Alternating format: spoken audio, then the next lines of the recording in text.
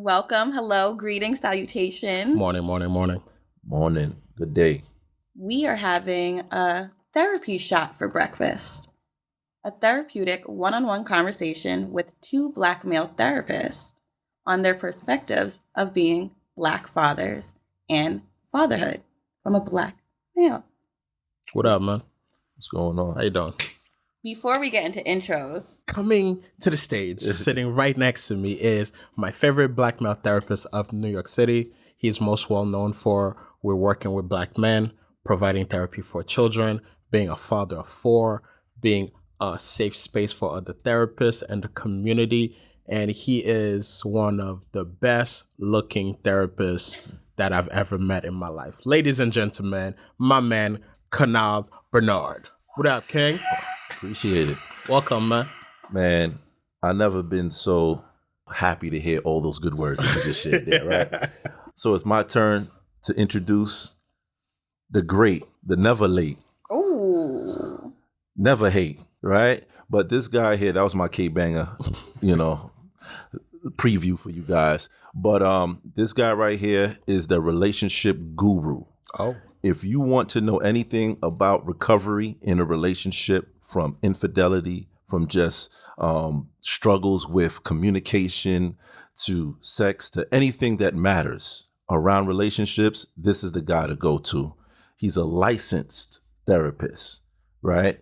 And I embellish on that piece because he takes it to another level. He is the first Gottman trained Black male therapist out there. So please shout out to Stanley Kazoo. Yeah. Wow. Thank you, man. I appreciate this, but I'm still here to smoke you though. I appreciate it. Okay, that's let's go. my title to decide who smoked who. Uh-huh. So I'm acting as referee. And what I love about this opportunity today is I get the beautiful privilege of working with both of you in a personal, professional manner, in the essence of where we can take your visibility as a Black male therapist. And that's something that we don't see within our culture. So being able to be a part of you guys' journey and seeing how you're helping heal our community is such an honor and such a blessing. But what I love most is the camaraderie that you guys have amongst each other. I don't like him. You say that now, but He we'll loves keep your me. secret. Yeah, we'll just keep your secret. So before we dive into the conversation about fatherhood, I just want to know, why is it important to the both of you to have another Black male therapist along next to you for your journey? For me personally, I've always been seeking that type of relationship with a number of Black male therapists out there. I do believe in strength in numbers. I think we can accomplish a lot more and actually create bigger experiences and get our message even more popular and more valuable by engaging in more camaraderie and more collaborations. Personally speaking, that's why I started the Therapist Link Up, where we will meet as Black therapists, like we were all in a room collaborating, talking, and getting to know each other. That's actually how we met. And he's kind of imposed himself in my life and hasn't left since then. But that's my guy. That's my number one guy. Wherever I go, whatever I can do for him, it's always a yes. Appreciate that. Tap that. We have a rebuttal yet? Well, as far as having another Black male therapist here, we also have to acknowledge the statistics around that. And we know that we are a rare finding. 4%. Right?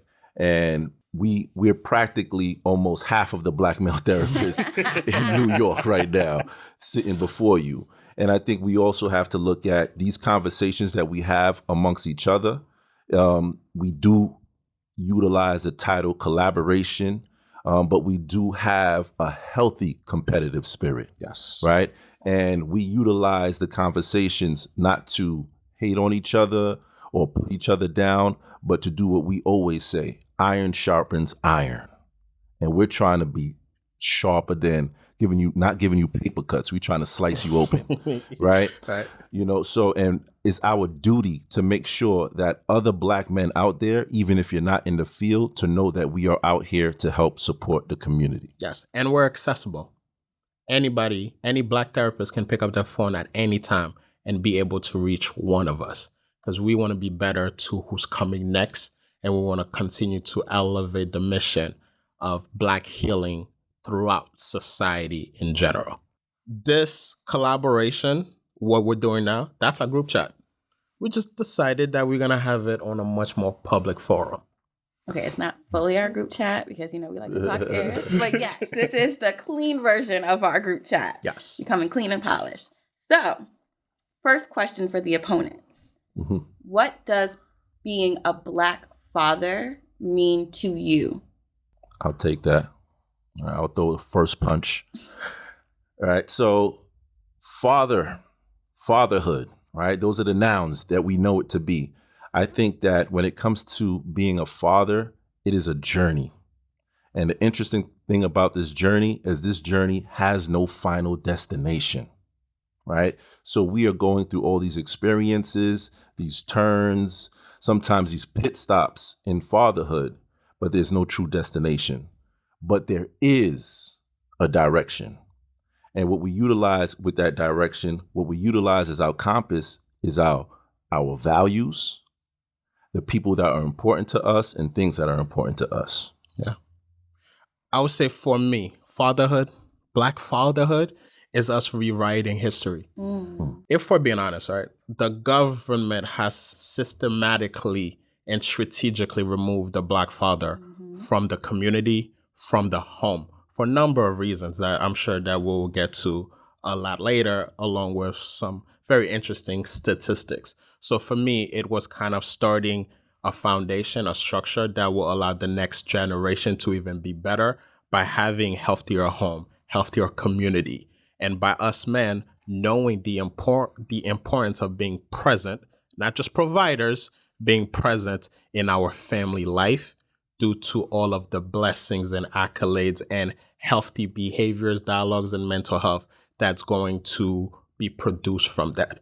So Black fatherhood for me is taking a stand against society, against the media, against the system of building healthier Black families and Black communities in America.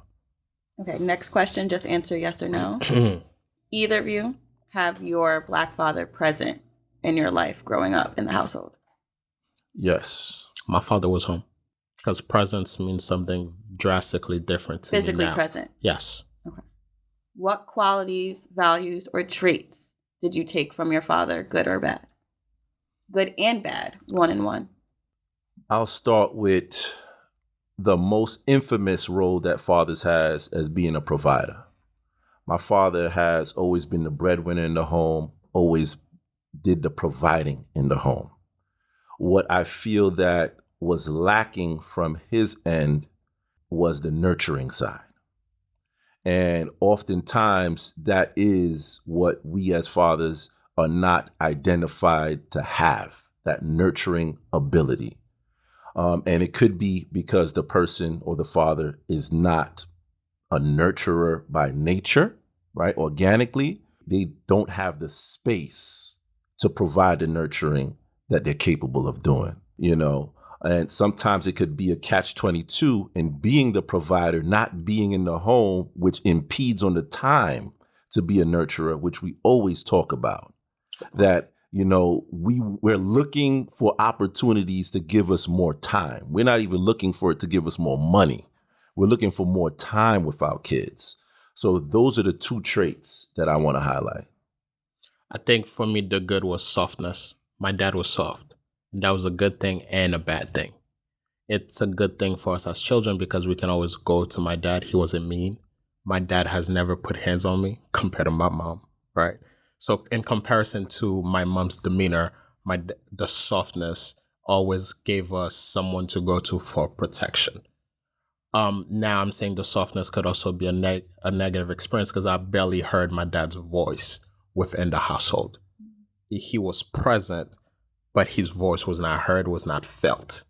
And now that I'm older and I have a family myself, I do wonder what other things that he wasn't able to kind of share, to kind of create, to kind of take the leadership role within the household, and how that could have been different for our childhood and our understanding of what fathers are to represent within the house. What's interesting is, as you were saying, your father is soft, your voice got softer. Yeah. It's almost like you replicate. Yeah, because now I'm thinking about it, right? I think being older and being parents has allowed me to understand my parents even more, allowed me to heal my relationship with my parents, as well as Little Mac. Little Mac is the happiest he's ever been in life at this current moment. How's little Canal doing? Oh, KJ, that guy, he's a terror, but I love it. He's really finding himself. By Little Canal, she means you're younger. You Little Canal. Oh, you got to be clear on who's the I know, Canal. I just realized that. I'm so sorry. I now forgot there's you have two a little, Canals you in this have world. a little KJ. Right? How narcissistic of you to name your child right after you. Yes. It was very intentional. As far as Little Canal, he's relearning and undoing a lot of perspectives that he had. And that was through parenthood. When they say, watch when you become a parent. All right. So Little Canal now is unlearning and relearning a lot of experiences that he had as a child. And we have the saying that, watch when you become a parent and see how it is. And that's what's happening now. As much as I may be critical on my parents when I was growing up, now as being a parent, I could see why they made certain decisions. Yeah. I could see why they, carried themselves in certain ways.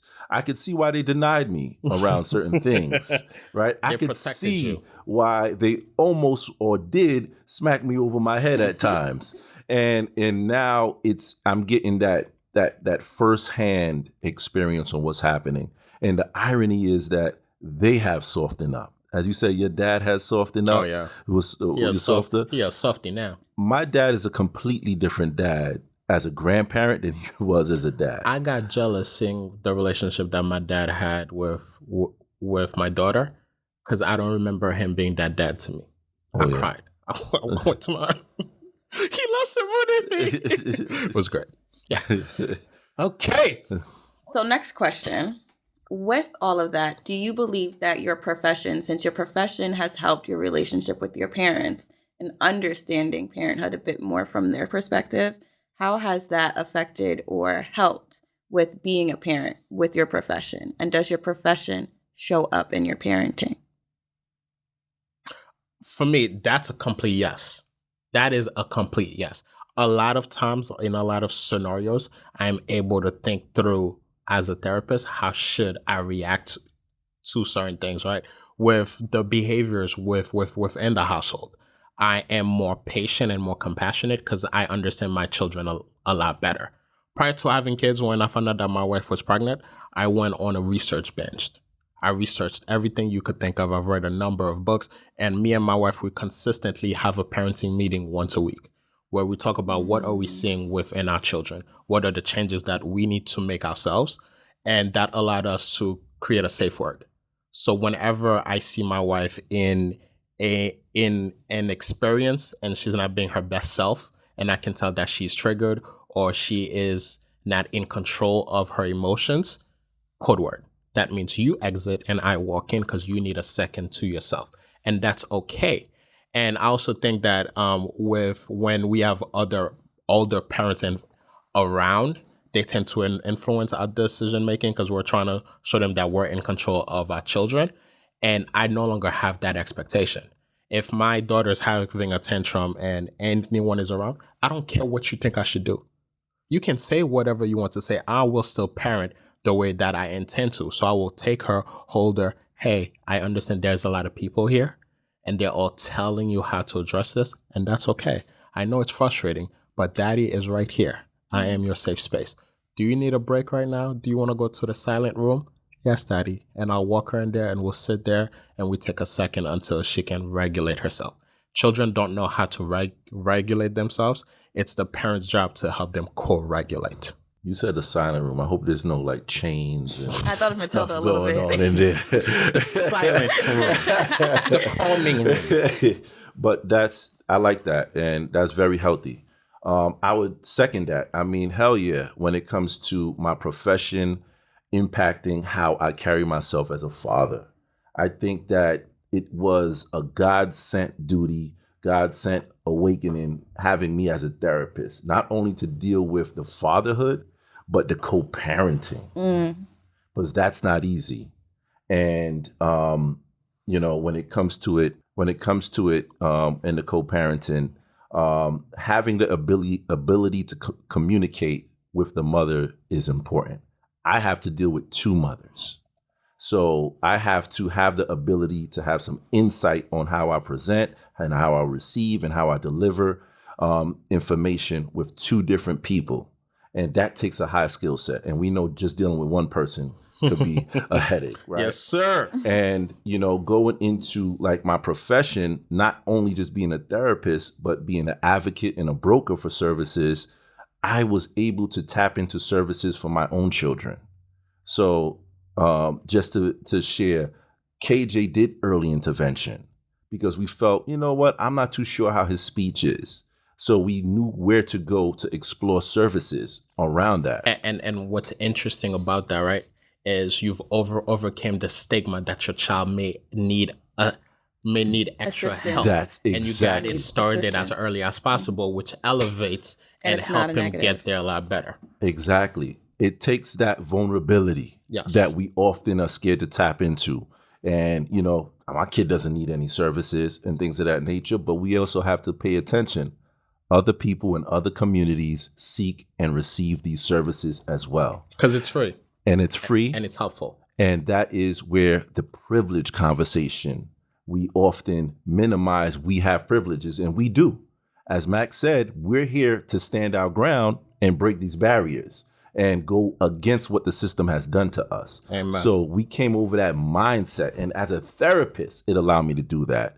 And part of it was seeing other families that looked like me who needed the services, having the conversations with them about seeking those services.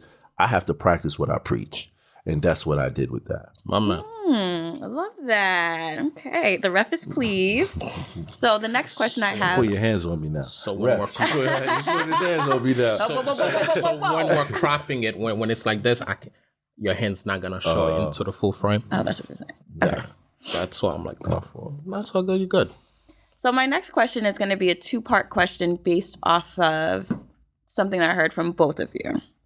So part one would be, I love how your profession is coming up in your parenting, and you would mention it showing up with the way that you speak to the co-parent.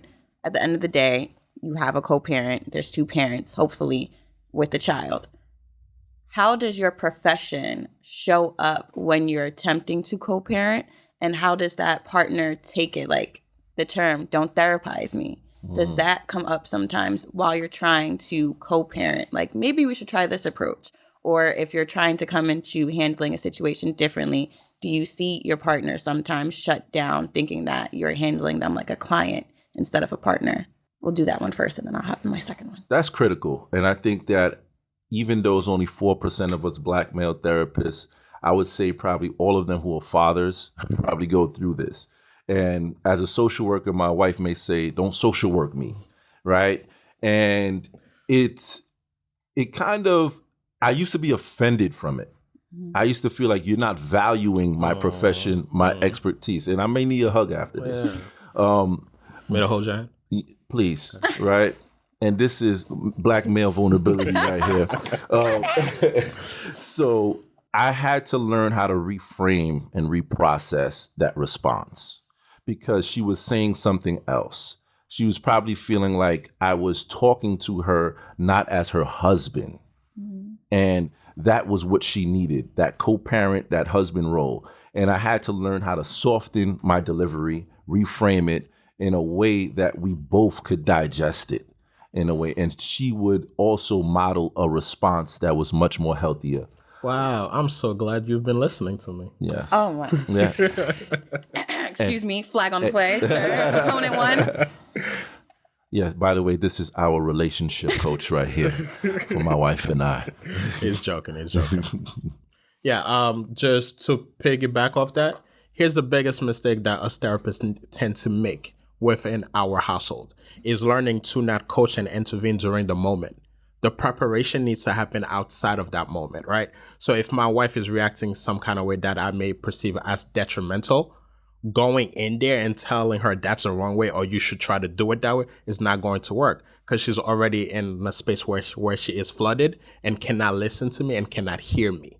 So what I will do is pay attention to the sequence. Can you break down the flooded piece? Because Flooded is when your heart, when you've been dealing with a stressful environment or experience, your heart rate surpasses 80 beats a minute. You enter fight, flight, or freeze. Your body has released a stress hormone that makes it radically impossible to listen and process what's happening, because now you're just reacting, right? That's where you'll see a parent start yelling at their child and lose more control than the child, right?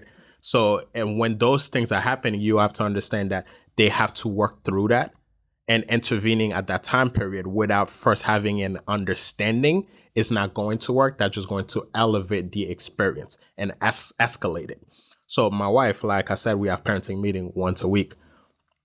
I will look at sequence of scenarios and I will then talk about, okay, next time here are the different things that we're going to do. I'm not saying that you're going to do, because even at times I get triggered and I might be escalated myself. But having those conversations, having that accountability, we kind of know exactly how to help each other and how to intervene. A lot of times I'll see her and she's so overwhelmed. I'll go and hug her. I'm like, damn, they killing you, right? She's like, those are your kids. And that's okay. And that's okay. Again, is preparation. So when these moments are happening, you guys are on the same wavelength and on the same page on how to address it. And whatever that I read, whatever information I come up with, we go through it and we agree what that's going to look together. I'm not telling her how to parent. We have decided how we're going to parent. What I love from your response is the other question that I wanted to ask when it comes to regulating your own emotions. What work do you do individually to regulate your emotion to show up as a partner and a parent when you have to play both? Yo, here's the truth, right?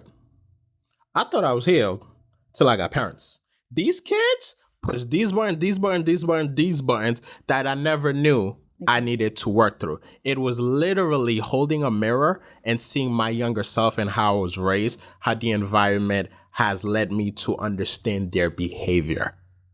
I've learned not to challenge my 3-year-old, because then I take it personally. I've learned to curate the space where she has her own voice and can make decisions.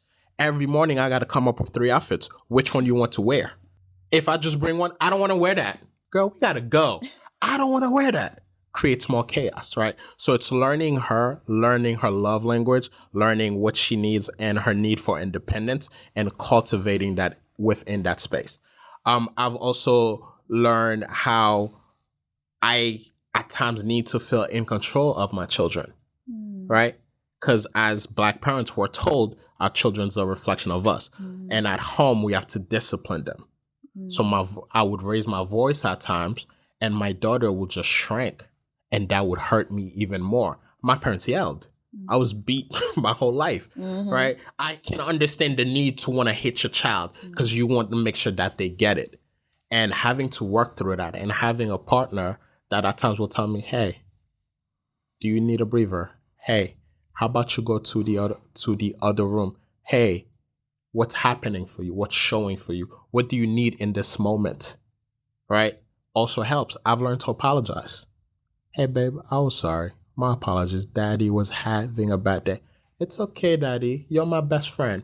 You want a hug? Stop. My ovaries are I screaming. take my kids out every weekend to do activities that I've never had a chance to do. Because when they're doing it, I become very emotional because I've never had those experiences. I make sure that they have a relationship with their grandparents because it also cultivates that softness and that camaraderie. Whenever I leave home, my dad or my mom's at the house and they're excited. I want to see my grandkids. I want to spend time with my grandkids. My mom walk in, I walk out. She's taking over. Me and my wife like, all right, cool. Let's go take a nap.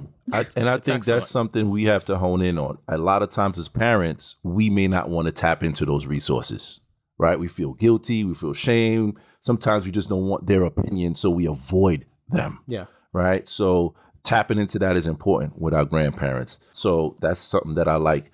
I would add on to when it comes to what do I do for myself to be more self-aware of my emotions, is kind of admitting when I may go overboard with the kids, right? And the kids, like you said, you will not know that certain things are in you, but they will find that button and press it, right? And when they press that button, that therapist background license is out the door, right? And you have to go out the door and find it at times. So there's times where you yell, I have to yell at the kids. But one thing I do, just like you said, as adults, we get flooded, the kids get flooded as well. Extremely. And I wait till my child calms down to then go back to have a discussion about it. How did you feel, when daddy yelled about the situation? Do you understand what happened during that time? What can we do better, right? When they're toddlers, you say, is that what do good boys do or good girls do, right? And they begin to have more self-awareness next time. So I might not have to yell next time. I might just have to say, what did we talk about? And we keep it short like that. Yeah. But that masculine tone in the home is important as well. Yes. And that tends to be utilized when it's a safety concern, right? If I see you about to grab a knife, hey, walk away from that easily, right? If you're running in the street, I might have to showcase that alphaness because I know at that moment, I just need to keep you safe. Can I interject as the woman in the room? Sure. I get and understand why you're saying the masculine tone, but can we say the assertive or the authority tone? Yeah. Because at the end of the day, I'm a woman. So when I step into motherhood, the male partner might not be there and my child may be trying to run to the street. I still have to throw that same voice, but it's not specific to one gender. Yeah. The mom voice, the dad voice, right? And especially when we think about fluid and queer community, there could be two of the same sex parents. Right. Yes. Yeah.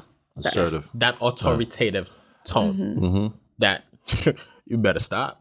I also thought about it, even though I said let's not gender specify it, it made me think of we have Caribbean mothers, that Caribbean mother face when you're doing something and you just look back and you see and you're like, whatever I'm doing, I need to stop doing right now or else. And also as fathers is learning to create the space and to elevate the mothers in the home as authority figures as well. Yes. So often my wife will say, yes, I'm going to go tell your dad, oh, I need you to talk to your daughter. Babe, you're in control right now. I got your back. We're a team. Whatever you do, I stand behind you. We can talk about it afterwards if I disagree or etc. But these are also your children. And when I'm not around, I expect you to be able to keep them safe. So if you got to raise your voice, if you got to be more assertive at that time period, it's okay. That shouldn't be my only role. There's good parent and bad parent. No, we're parents. Unit. And that is why it's called co-parenting, right? Yep. We're teaming up. We're going there, tackling it together. What I loved about that response also was the word role came out. So you guys have a lot of roles that you play in your life. You are a therapist. You just mentioned you're answering your phone to others in the community. You're accessible. You are a father of more than one child. You are a partner. You have multiple mothers that you have to balance communication and co-parenting with. How do you balance it all? What is your routine? How do you find balance? How do you incorporate balance? And then how do you get back on track when you fall off balance as Black men? When it comes to balancing all of those things, it's almost like juggling at a point until you find your rhythm and you begin to find the tools that you do have, right? So for me personally, having a child prior to my marriage with my wife and now having my wife with 3 children with her, one prior to, it takes busy, man. Yeah, it takes a while. It takes a while to calibrate, on the onset of the relationship. And each child has its own needs. And the delivery from each parent may be different, right? So I tend to use calendars a lot. I tend to use alarms, and everybody around me knows my alarms. Like it will say, pick up so-and-so, drop off so-and-so, call so. Like I try to simplify things for myself. One less thing to think about because there's so many things that might just slip my mind, right? Having creating a space for communication is important. And sometimes it's not effective. I'm not going to lie to you. But at the same time, you know that you could go back and try to address a situation that may have not went well, right? For fathers out there who have more than one mother out there they have to deal with, and if they got court drama, there is an app called Our Family Wizard. And Our Family Wizard is a way you could communicate around messages, schedules, expenses. Everything is documented and it's accepted by all states, family court in all states, and could be utilized if you need to go and contend a situation that is not working out for you. Gotcha. You know, and it comes with a fee, but when you look at what it does, it could eliminate so much other problems for you. Almost like therapy. And the thing about it is it even has a tone checker in the message. Wow. So if you're typing a message and it's a little bit too rough, it would tell you, soften that tone in that message, which could help you as a parent. Nice. So tapping into these things that I didn't even know about, I learned that the hard way around Our Family Wizard, but then I put it forward to other people, and it's been helpful for me, and it's been helpful for the people that I shared it with. I love your response. I love it, right? Because it's very accurate and it's very practical. And personal. And personal. Oh, it shows. Right? And I just want to autocorrect something you said, right? It's not if you have multiple mothers that you're dealing with, but that you're co-parenting with. Oh, Right? Let's not do dealing with. I don't like the kind of connotation of that. I think my emotions, the personal emotions why I'm out here. there, you know. So I'm The here. little regular. And that's why you need So a I'm here. therapist by there to pull you up a little bit. Well, you if know? I could also interject, maybe it's not just having a therapist, it's also having other Black fathers That or you could talk those to. that you could talk to and trust based on the way that you guys are operating. Yeah, I would say the question was, what's the Like, how your therapy helps you co-parent with your Balance. mother's imbalance. yeah? Balance. How do you Balance. find your balance? And here's the truth: you cannot parent from an empty cup. You cannot parent from an empty cup. You cannot parent from an empty cup. I say I am an individual first, a husband second, and a father third. Within that priority, I gotta take care of myself first before I can take care of anyone. I need to make sure that my mental health, my physical health, my emotional wealth is at its capacity and at its best so I can be present for my wife and for my kids. Husband second, because at the end of the day, I want to provide a two-parent household that is loving, that has the proper environment to raise children in. It doesn't make sense that I'm arguing with my wife every day about the children or about our relationship, which then allowing them to see this negative stereotype of a relationship where it's all conflict and it's escalations and they're not safe and they're embodying everything that's being said. So it's very important to curate the space for a healthy relationship because a two-parent household has a lot of benefits to their child's emotional intelligence, IQ, behaviors, mindset, and etc. Third, father. Right? If I take care of myself, if the home and the relationship is thriving, then it's easy to be a father. Me and my wife, we would be more in sync. We would be more collaborative. There's less ego. There's less tension that's causing miscommunication to the point that our tone might need to be checked. If me and my wife were in alignment, we're loving each other, it's easy to love onto the kids. And it also helps the kids feel more love and appreciated and returning that to the parents and to the behaviors. A child's behavior is their way of acting out. If there's a lot of tantrums, if they're not following through, if they're not listening, they're acting out emotions that they're experiencing within the household, right? And I need to stress this to parents. The reason why your child is so well behaved with others, because they don't feel safe being themselves around people that they're not comfortable with. Around their parents within their safe zones, they showcase their emotions. And a lot of times they don't have the language to label it, so it comes through as destructive behaviors. But that's okay. You got to welcome that. Yes, have that tantrum, because that tells me all day there's things you wanted to talk about and to express, but you couldn't because you didn't have someone to go to do that. Right? So by having those mindset along with my wife, like, hey babe, I know you're a mom, but we need to prioritize our relationship primarily before we can be the great parents that we want to be. So it sounds like you need to have that strong connection with that co-parent. So in having and investing in that strong connection with that co-parent, be it you're with them or not, ensuring that there is a playing field, that you guys are a unit, how do you continue to then have that strong connection with your child as they're developing and starting to learn and understand their emotions? Because they may not understand what it is. So how do you, and this may be opponent number one first, you got the oldest child out of the group. How do you grow with your child and as you're growing individually?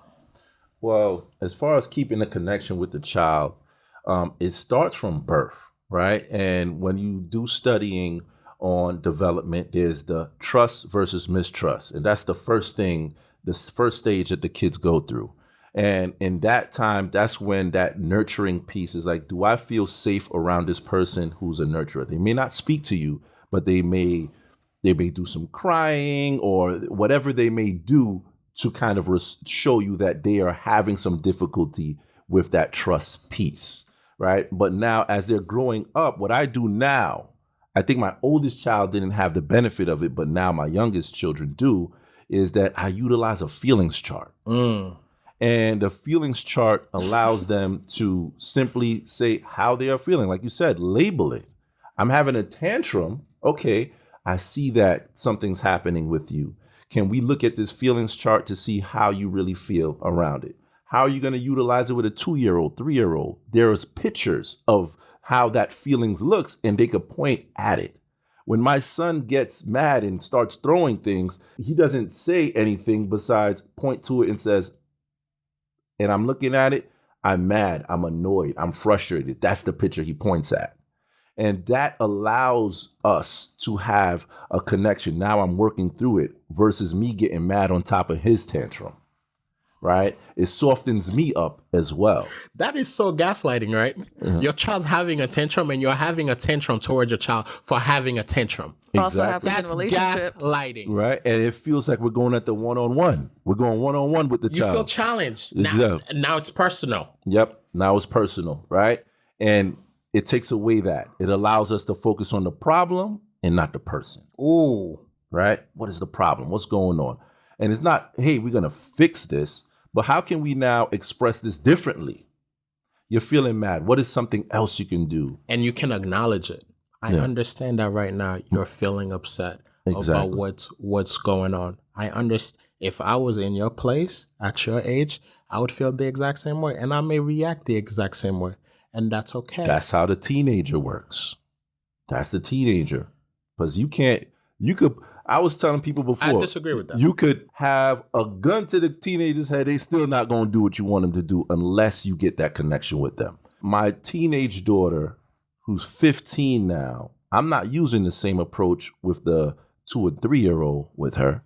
Now I can have more verbal discussion with her around certain things and showing those skill sets of validation around that and having her express herself. No. It still works with the younger child. Whether or not they can comprehend what you're saying, they're experiencing you. Yeah. They see that your tone is softer, your heart rate is lower. That allows them to co-regulate from you because you're safe and I'm touching you, right? So my heart rate is going. My heart rate. Noted. This is the second time. My heart rate is going to match your heart rate, right? Again, like during a tantrum or etc. And what do we call that? What? A safe space. Correct. Right. You have to be able to acknowledge and validate your child's experience because you're also modeling how to use the skill sets and how to verbalize what's happening for them. You know, and as you're saying that, I'm thinking about when we do have a mishap, let's call it a mishap in communication with our co-parent, we will go and try to repair the situation behind closed doors.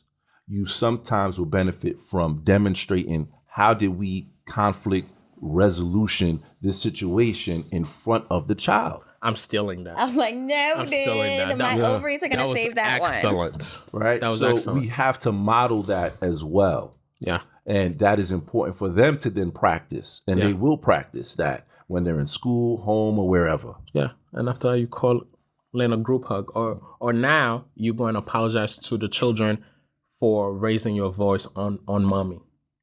Right? Because when they're Sometimes witnessing, there's a lot of times a mommy's raising his own.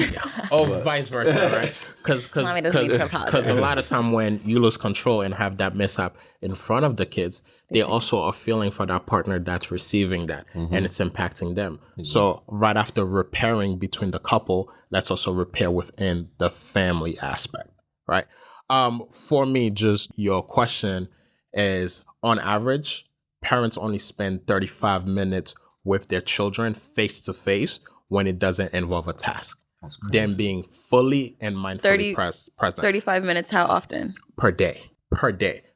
If you think about it, we wake up, we get ready, we drop them off to daycare or school, we pick them up, we're doing dinner, we're doing homework, then they go to bed, right? That one-on-one time is definitely missing. What I've done is I've left my 9 to 5. I became an entrepreneur. I started working for myself. I was able to create a schedule that allowed me to spend time with them.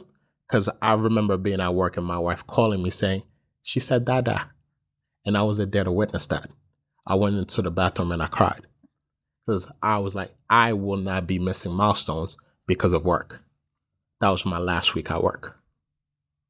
So again, it's curating the space to be present. Because a lot of times my daughter will wake up, Daddy, I don't want to go to school today. Can we just stay home? And I have the power to do that because I'm in charge of my schedule, right? So again, I've learned to create more time being present with my children, putting my cell phone away, having family time, having dinner time. We actually sit at the table together, phones away, and we talk and we check in, right? Bath time, which I enjoy. I started doing hair. Right, in the morning time. Come on. You want to do my hair now? No. I will do hair. I'll get them dressed. I drop them off to daycare. Or sometimes I'll show up and take my daughter out so we can go get our nails done. Or we'll go get ice cream because she's 3 years old now. Wherever I go, she want to go. If my shoes are on, Daddy, I'm coming. Sure, baby, let's go. Can I say one little joke that people don't know? What? So Mac put on this dope event for Valentine's Day, and we wanted to give the couples a little spicy gift. We made a little boo-boo, went into a little romantic depot, and literally got stopped at the door like, the children can't come in here. And we were like, what? Oh, right. yeah. That does kind of make a lot of sense. So yes, I can validate that she does want to go everywhere and didn't see anything wrong with, Yeah. cute things being on display. And just to drive home this one major point is that children learn empathy from the father, not the mother. When a child is born, it takes them around 6 months to realize that their mom's body is separate from their own. So the child tends to over-identify with mom because she carried you for 9 months, right? So you're used to being a part of them. That's why they say Dada first, because Dada is the first person that they are recognizing not being part of them. That's why Dada comes first and not Mama. Right. Well, I don't care what statistics say. I just say Dada is the best, and that's why they say it first. Okay. Again, right. Opponent 2, you're losing a point here. So that's why it's important for the father to be emotionally intelligent, because the child is learning their social clues and their emotional clues a lot more from dad because it's not expected. From mom, that role is expected and it's kind of given, so they're not seeing how important it is. So being able to apologize in front of the child to the other parent is very important, because that's how they're learning that empathy. Being able to acknowledge the child's emotion in that moment and create that safe space for them, allow them to recognize that empathy and put it into practice. There's something you often tell me and remind me about is about when after a couple has a child, what happens to them? It has been reported that couples that transition to being first-time parents report a 67% lower relationship satisfaction. Right. And here's why. They're prioritizing being parents and not a couple. Voila. Right. We're not sleeping, so it's easy to argue. I'm feeling my way, you are feeling your way. Again, for mom, there's the invisible load, the things that are not present, that we can't see, that they're thinking through. Groceries, clothes, diapers, this and that, breastfeeding, supply. Like a mom is experiencing a lot.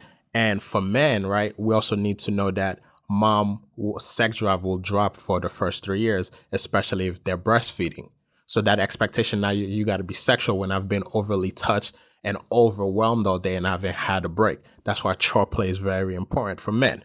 What can you take off mom's table? Secondly, fellas, you want to have more sex at home? You need to do 2 things. The number one, I'll see if I validate this one. Go ahead. the Viagra for women is being listened to. Are you listening to her? Create a space where she feels heard, seen, and understood, and she'll always be more than willing to meet your sexual needs because you're meeting her emotional needs.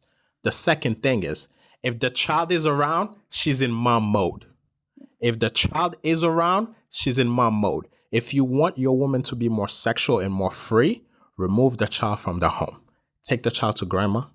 Take the child to a sibling somewhere that's safe. That's where you get your girl back. That's where you get your girl back. That's where she's free. No child is going to hear them. Hold on. Right.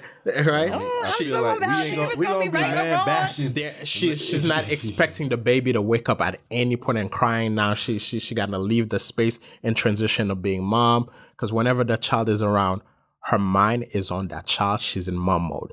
To get your lady back, you got to remove her out of mom mode. Take her on vacation without the kids.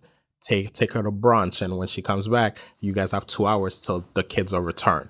I want to hear the mom part now. Have a babysitter available. Now, for the ladies. Only 2. Only 2. If you want your man to be more loving, more present, and more attuned to your needs, one of the biggest things that you need to do is to acknowledge him as a father. Too often men are hearing about the things that they're not doing when they feel like they're doing a million things. Hey, thank you for putting them to bed tonight. Thank you for giving them a bath. You're an amazing father. Thank you for being a provider. Right? So that's very important because men need to hear that. Second thing, very simple. When they come home, beat them to the door in terms of the children. When I walk home, my daughters are excited to see me. Daddy's home. We also need to create that space for the men. When they enter the home, be excited to see them. Hey, babe. Oh, my God, you're home. Jump on them, hug them, kiss them. That's going to make them feel welcome. That's going to make them feel wanted and validated. And therefore, will have more energy and more than willing to be present for that family because they're being seen and acknowledged as men and as fathers. I want to add, and those were some great tips that you shared there. Thank you, man. Right? Thank you. You missed a couple of things, but it's yeah? all right, though. Okay. No, but what I missed? No, it was good, and I want to just add. I just want to add. If we're adding to one, you have to add to the other. Okay, so he's added and autocorrect and all sorts of stuff, right? But one thing I want to bring up is that it's been like this low discussion around postpartum for men. Yes, and we as fathers, after the birth is where we can experience the postpartum. And it often happens at least 3 months after the delivery of the child, right? And then we're having struggles in finding our identity, especially first-time fathers. Our identity becomes confusing to us. And now that role and struggle that we have in the communication with our partner who is not making us the priority anymore, and vice versa, that begins to take a toll on us emotionally and mentally.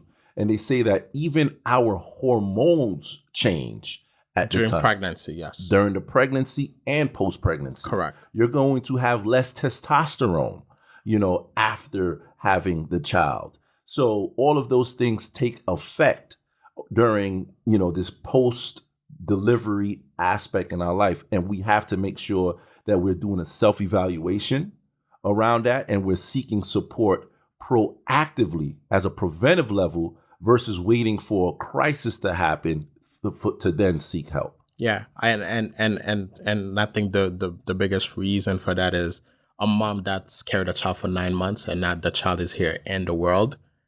the mom doesn't have much control of the safety for that child.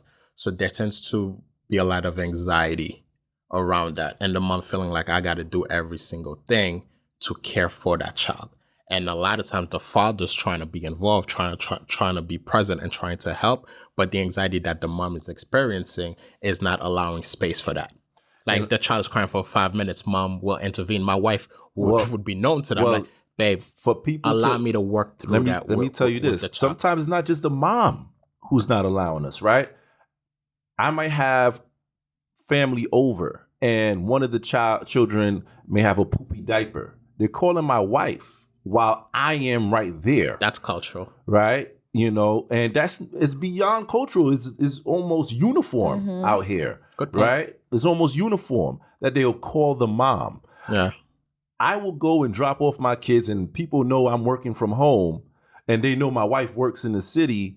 They're calling the mom if there's a issue at school where I told you I am here and available. Why are you not calling me? Right? And that could take a toll on our identity as a father, especially a Black father. Yeah. And to also add in, your village can also be very detrimental to a woman's postpartum. So part of the work that I've done with my wife is that when family members are coming to see the child or coming around, I've meet them at the door and have certain boundaries. Do not speak to the state of our home. We just had a child. It's not going to be clean, especially my mom. Right? It's not happening. Number 2, keep your opinions to yourself on how we're raising our children. We're learning. We will find our way. What you used to do for your kids, we don't need to hear that. Third, don't tell my wife how to be a mother. Because no man's going to tell me how to be a father, right? Us men, we learn. Yo, mind my business. Yeah, do your thing.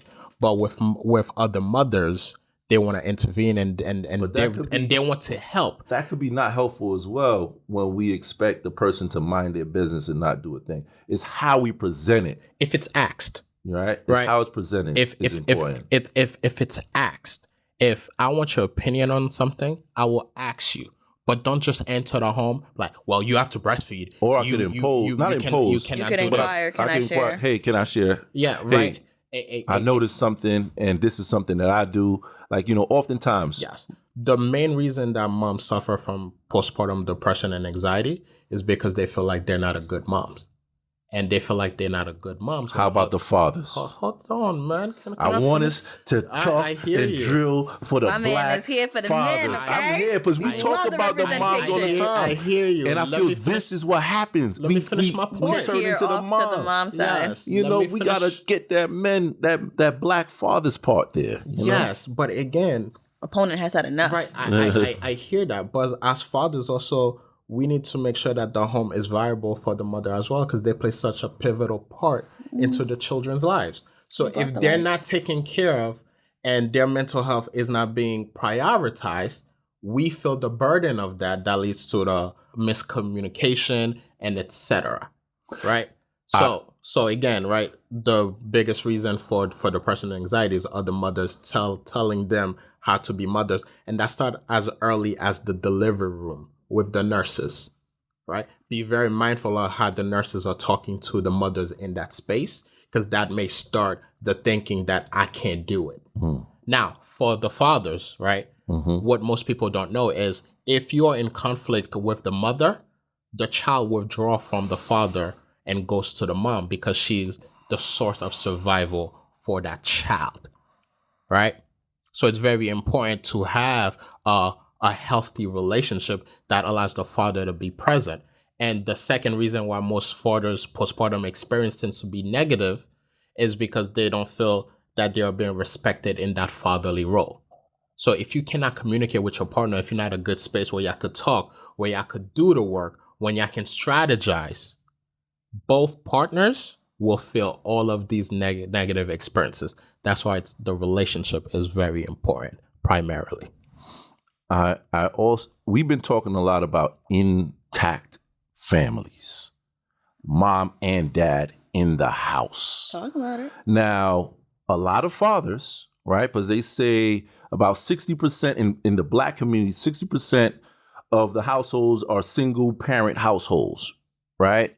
So there's a lot of fathers who are co-parenting from different households. Yes. So that communication, at times, there is already a barrier there. There's tension there. Some people can't even speak to the parent. They speak to the child to send a message to the parent. That's crazy. Right? And that's what it is. It's not crazy. That's That is reality. It's reality. That's I'm what saying it is. crazy. Like, I can't picture myself having to do It's that. disappointing to hear. It's a disappointing reality. It's disappointing to hear, but this is what happens. And when you say that, if the father may have an issue with the mom in front of the child will more gravitate to the mom because they're looking at survival. And just to share like a situation where I had in the earlier phase of the co-parenting with my oldest child's mother was they have to do something when it comes to custody visitation where they do a court-ordered investigation. And that's where they interview each parent and the child separately. They do assessments of the home and things of that nature. And they will ask the child who doesn't know any better, who do you want to stay with? Don't put the child in. And they put the children in this pressured state. And what happens is oftentimes parents will coach their child to respond to that question.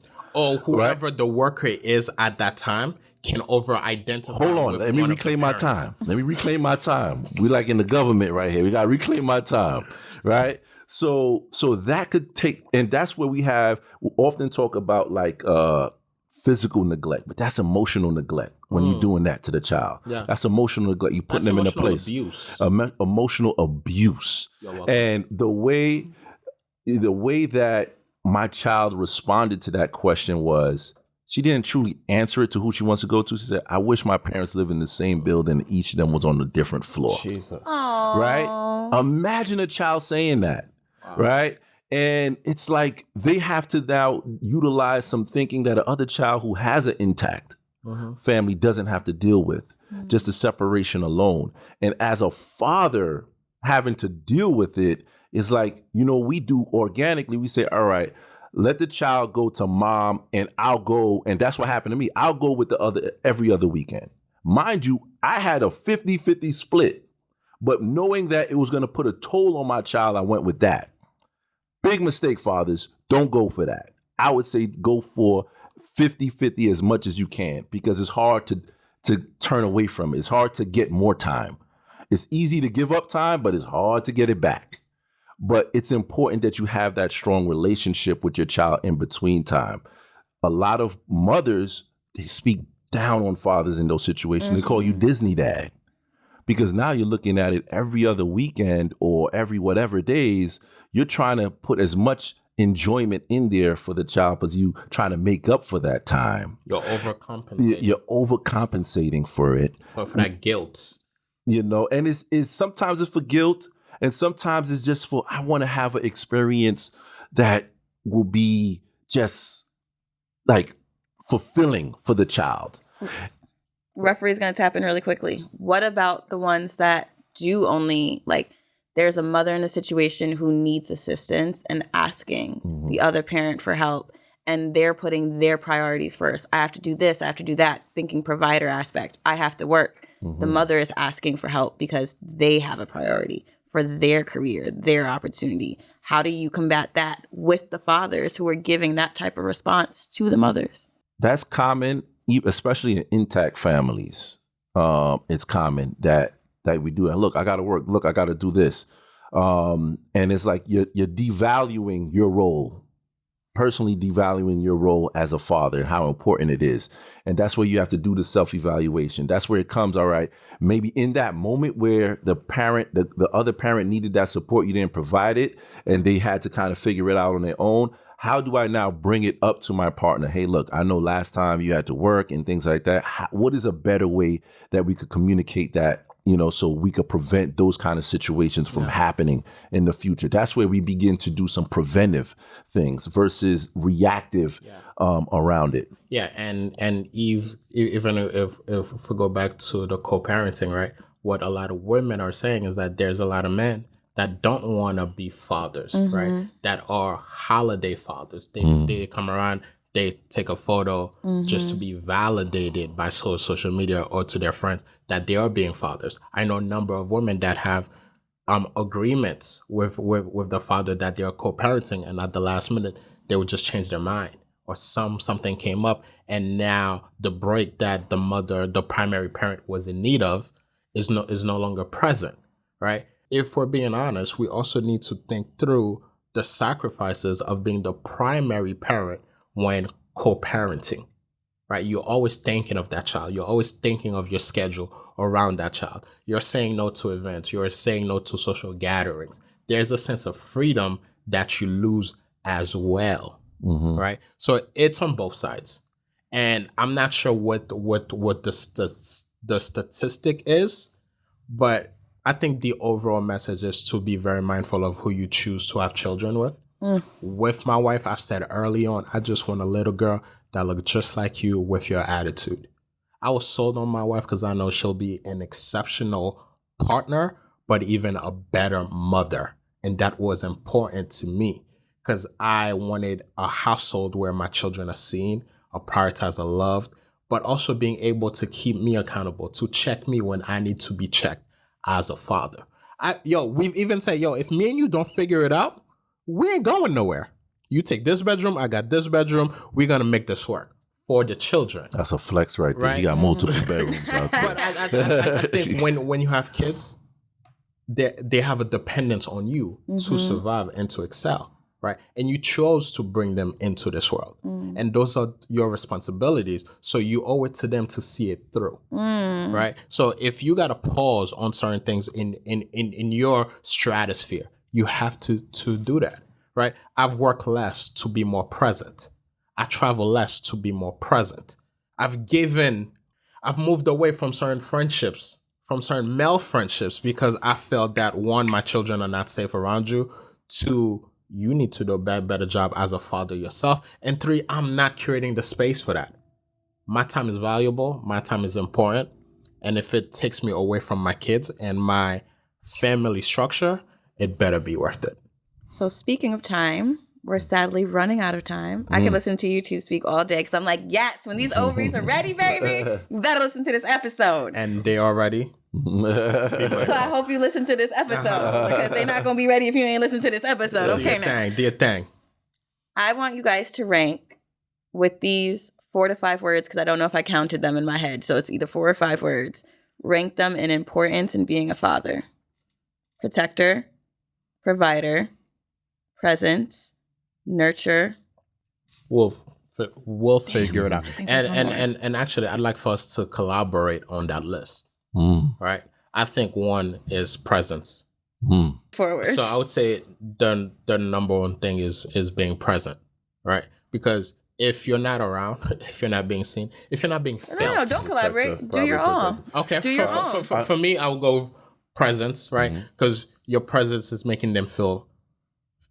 Your presence is being felt, right? And I think that's important. If you're present, you're noticing things. They're seeing you. You're building that relationship and that reliance on dad. 2 is nurturer. You can make $1 billion, but you don't have the nurture or the patience to be a father, right? How many rich kids do we know that want nothing to do with their family? Right? I'll take your money. Let me say my first 2. I feel presence is important. And because, the funny thing about Black fathers that people don't talk about is, it's not even funny, but this is like some serious stuff here. We are the most engaged fathers. 100%. Right? So statistics say that we are the most engaged fathers. For those who are in their child's lives, we are the most engaged. That means that we're actively doing things for the child, getting them ready, taking them to school, taking them to programs, activities. We are the most engaged out of all other races. I'll tell you why, right? The reason why is because in most cases in a 2-parent household, both parents have to work financially to make sure that the family is taken care of. Right, so there's not a stay-at-home parent. So therefore, the parental task tends to be more equally divided. With rich families, usually one person is focused on being the provider solely, and the other parent tends to take on more of the household and the primary children-based task. So that's why for us, we're more involved. So present is my number 1. Present is my number one. Number two, provider. I disagree with you. Yeah, that's why you got your list. And y'all still gotta do 3 and 4. I think provider. And, you know. Why? I feel that provider is number two, is more so as part of that ego. As much as we want to, at times, kind of put the ego down and say it's hurtful, harmful, but that's what the ego needs. Okay. The ego needs to know, like, all right, I am doing something that is providing for my family as men, right? We often need that, right? That's why we say, hey, look, I'm going to work before I do the nurturing for some reason. Okay. Because we want to make sure that we're a provider. What's 3? My third is nurturing. Okay. 4? Yeah, because I think it could be very subjective what protection looks like. Okay. Right? So, I mean, like, I don't worry about protection. Like, I'm pretty tall, strong guy. Like, what you know, and have access to things to make sure my family is straight. So you're saying that being a provider can also be you being a protector. Being a nurturer, some of it, you being a protector as well. Because even being present falls into a little bit is related to nurturing, right? And you know, some of the things have some. Oh, you could be present, overlapping, and not a nurturer. Yeah, watching TV all day. It's not congruent, but it has some overlap. That's what I'm trying to say. So for me, I would say 1 is presence, 2 is nurturer. I'm gonna go 3 with provider because being a provider can afford me certain protection for my children. So protector will be last, right? Because by being present and a nurturer, the home protection is present, the emotional protection and the safety is there. And provider, I would say last because I've actually decreased my work hours so I can be present because I find that to be more valuable than making more money, right? And and that also helps with the relationship aspect. If I'm more present, my wife feels less burdened, less overwhelmed. That allows her to be a better mother, a better partner, and etc. Yeah. I know you guys didn't ask me, but I'm going to answer. And the reason why I'm going to answer is another thing that's very beautiful that I don't share a lot about with working with the two of you being Black fathers and being Black providers is I don't have a Black father. I have a white father. And I have a Black mother. And with having that dynamic, not to say, one is better than the other. I'm never saying that. That's not what I'm saying with this piece. What I can reflect back on with the way I was raised and the circumstances on which I was raised. My father got injured at work when I was a baby. So he was present in the house. So my mom went back to work and was the provider. And my father was present with me in my early development. So now my structure, my schedule, my rewards came from my father. But having that connection also with my father. So presence for me. And that's what I see in my relationships. I need quality time and I need your presence. Are you seeing? Are you listening to me? Am I being heard and seen? I need that. And when it comes to that providing aspect, both of my parents did it. So I watched my mother be out of the home. I watched my mother not be there on Christmas because she got double pay being in the hospital. So we had a structure with, I open one gift with mom in the morning. We wait for mom to come home. And that's how we open our gifts together. Parenting. So I watched that happen. But what's interesting about you guys putting protection last, I would put the same last. I am looking for protection with my partner in the sense of, am I safe across the board? Am I emotionally safe with you? Am I physically safe with you? Am I sexually safe with you? Am I mentally safe with you? And that protection piece with the parent, my father had this joke. He's a gardener. He works for the Department of Agriculture. So it's funny that he has that green thumb. I have a different green thumb. And he told my male friends when I was in high school, when she was 5, she was carrying cement blocks and sandbags because I was always helping him tend to the garden. Okay, that's why. Come against me if you want to. But one thing he said was, I'm not going to be with my daughter all the time. And there's so many other people out there. And as a parent and a male parent, of course, that's my concern. Is she safe, smart, and strong enough to protect herself because I can't always be there. And she's also not going to tell me everything she's been through and what she's coming across. So I want to ensure I instill those skills, those tools, that knowledge in her to be able to move in that way. So if y'all are afraid of me, it's because I have a white daddy who also taught me how to be a smart Black woman. Okay? Yes. And on behalf of myself, on behalf of Canal, on behalf of Catherine, on behalf of Black Men Cry Too, on behalf of 321, on behalf of Therapy is for Everyone, we want to universally celebrate all fathers of all walks of life and tell you guys thank you for everything that you're doing today, everything you've done in the past, and everything you're doing in the future for your children, for our children, for the community, and for the world. We celebrate you 100%. Happy Father's Day. And that's a wrap.